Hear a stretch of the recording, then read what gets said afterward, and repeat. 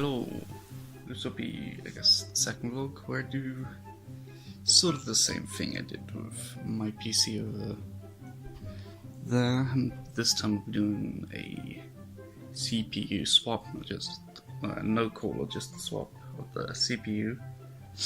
I'm a little tired, I slept in, and I'm now going to be racing against the clock to do this. Also, I haven't showered. My hair is not as poofy.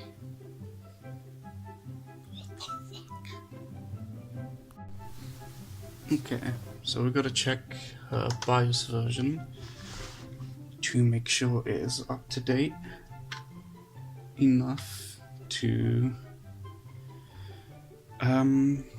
support the i7-7700. Now I remember updating her BIOS a while ago when her machine was starting to run slow. But it blue screened. But she was using a Windows 7 and it was not a very legitimate copy of it. So I'm guessing that started to bottleneck it, because after doing a new install of Windows 10, all problems went away, and I remember trying to fuck around with downgrading the BIOS again, so I'm not actually sure what version she's on anymore. God, her system boots too quickly. Can't get it into the BIOS.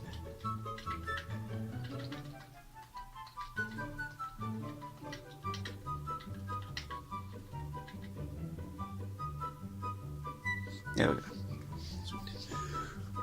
Oh, wow, her temperatures are low.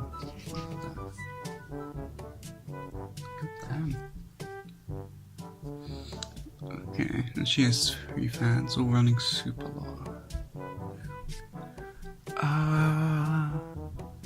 Where does it list the BIOS version? BIOS version. Okay, one moment, I have to look up if that's far enough. So, according to the interwebs, for the i7-7700, I guess the Kaby Lake CPUs, you would need the BIOS version at least 3016. My girlfriend's is on 3000. Actually, I'm not sure what number I said. You need 3016. Yeah, I said that right.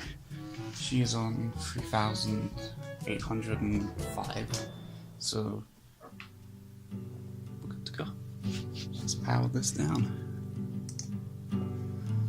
I need to piss. Okay, so this video will be a little more showing because of what I have to do is pretty easy to show, I guess. So before I pull her PC out from her spot, you can't see me because of that. There we go. Before I pull her PC out from the spot, you will, if you want to do this yourself, obviously, first make sure the BIOS are up to date, or at least on enough of a latest version to support your new CPU. This one goes without saying, obviously make sure your CPU fits in your board. Don't buy an AMD CPU for your Intel board, it won't work. Yeah, okay.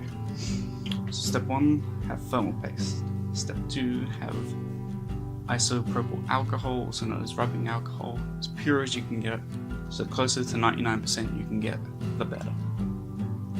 Anything below 70% I think will work, but try not to go below it if you can, and if you do, be more careful with it.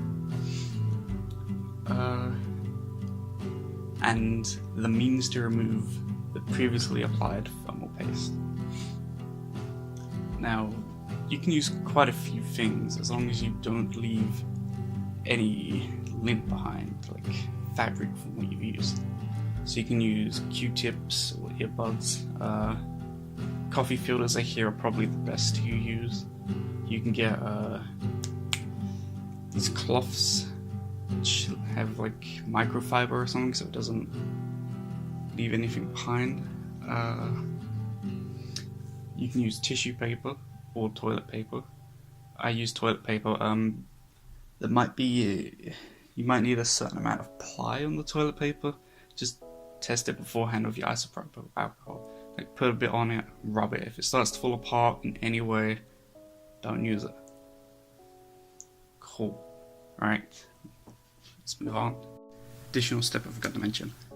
Obviously, make sure you're grounded. Like, no static charge, or you will fry presumably the motherboard if you're stupid, and probably both your CPUs. Be grounded.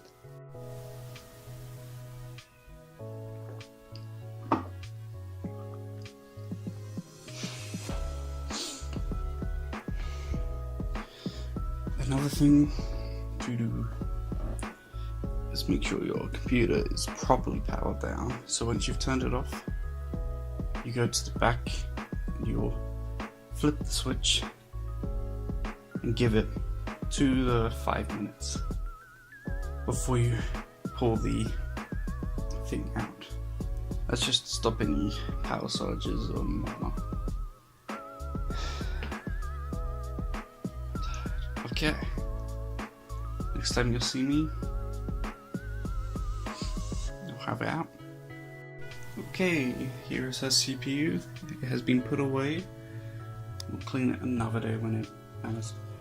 But boom, we'll put it away for safekeeping. Bada-bing, bada-boom. And now we're gonna pull out the i7-7700. Which I still haven't unpackaged since I moved, but it's in some nice anti-static bubble wrap for safekeeping. Okay, so here is our CPU. Move it stuck, make sure you are grounded, as I said before. I'm just gonna pop it out of its case now. Alright.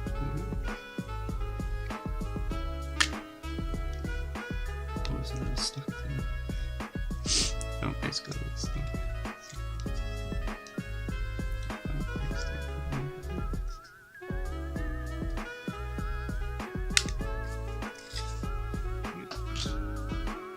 I'm putting it on top of cardboard, because surprise surprise, cardboard never was stuck. So we're just gonna tear off a fairly thick bit of, again I use toilet paper.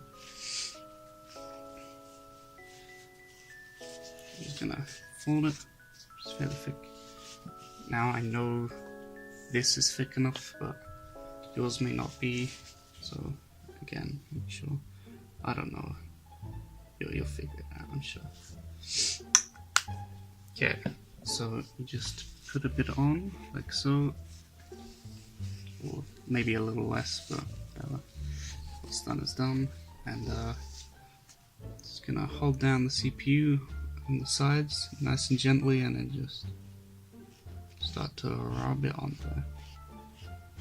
At first, make it a little light just to get the alcohol properly spread. You'll notice it gets rather dirty already. Make sure it doesn't spread off of the, I guess, I wouldn't know what to call it besides a shroud or so. The, you know, the middle bit, where it's all on.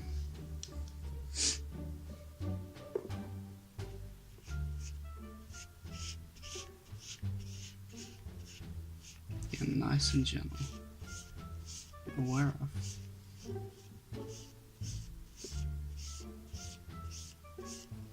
Just like that, we've taken out a big, nice chunk. As you can hopefully see.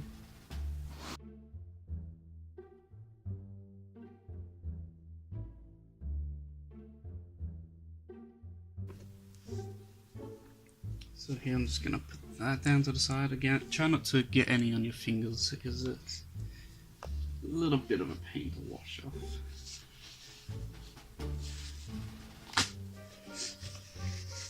And then another lot, and this is realistically the whole process here. It's not too difficult.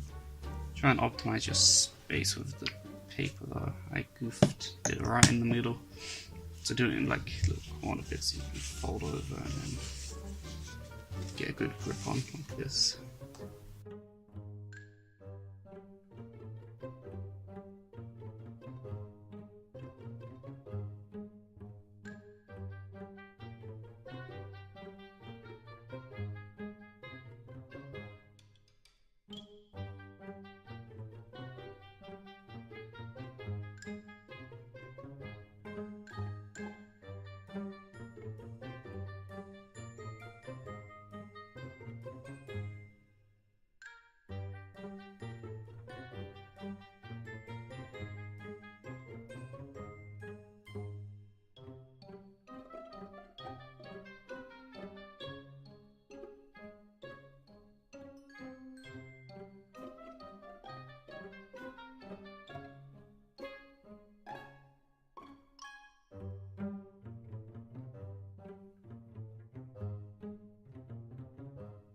And ta-da! Looking good as new. So now I'm just going to grab the collar and do the same thing.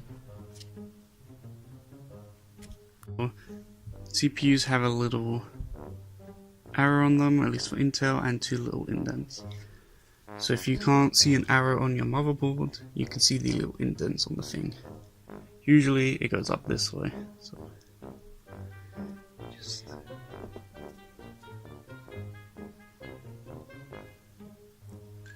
pop it in like so.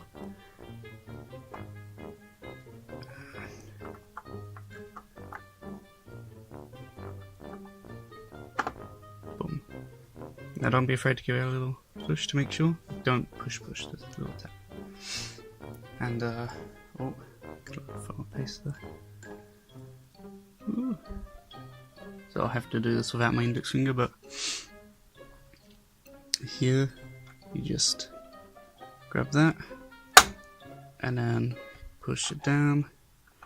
Right, pull it in first, now push it down, and now ready. The part that scares a lot of newcomers is pushing this down. Takes quite a bit of force, but boom. Okay, now to clean the collar. Now the fun part, thermal paste.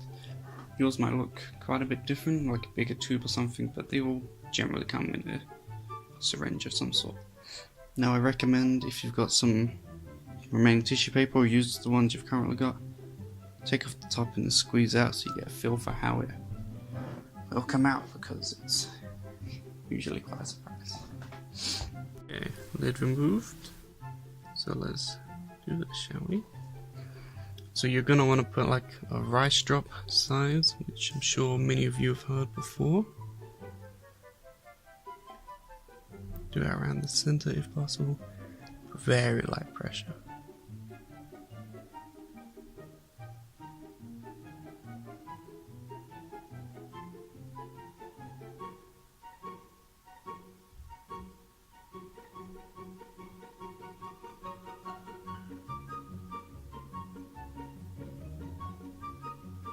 There we go.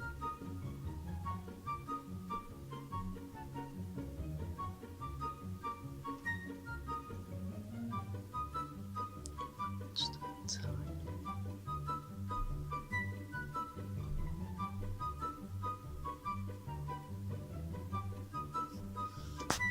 Yeah, it's another Be Quiet fan with the same mounted installation as mine. It's just lighter, so it's a bit easier to do. But there you go. If you've got an easier one, then good. So you just plop that on after, of course, you cleaned the bottom. I didn't record that. You just put it on. That will spread it around onto the CPU shroud, and ta-da! You're done. I'll probably record a little more after, because my cable came, so I can now have an intake fan on my PC again. Okay. It is done, and I've done all the booting and stuff. benchmarked it with Monster Hunter World since it's such a CPU heavy game. She went from like, I don't know, 90% CPU usage on her old i5. I don't remember the exact model number.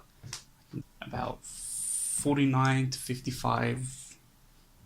The PC was just turned on, so I'd say probably more towards 49 than 55% usage, but yeah, substantial increase, almost double the processing rate for video games. Tomorrow's video, which will most likely just be another For Honor music montage thing, because I'm not good at the funny ones. Yeah.